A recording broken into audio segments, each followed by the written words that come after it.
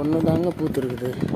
இது ரெண்டும், இது மூணும் வந்து நாளைக்கு பூக்கும்னு நினைக்கிறேன் நான். சரி, இன்றைக்கி வெள்ளிக்கிழமையாச்சு,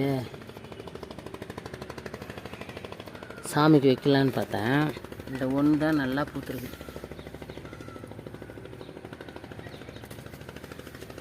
ஐயோ, இலையோடு பிரிச்சுட்டேன். அழகாக இருக்குது பாருங்க. இந்த கஸ்தூரி லேட்டாகும் போலக்குது பூக்கிறதுக்கு. கத்திரி செடியும் இன்னும் இந்த செடி காய்க்கல. இது வேலைக்கீரைங்க. இது அது இருக்குது பாருங்கள். இது வேலைக்கீரை.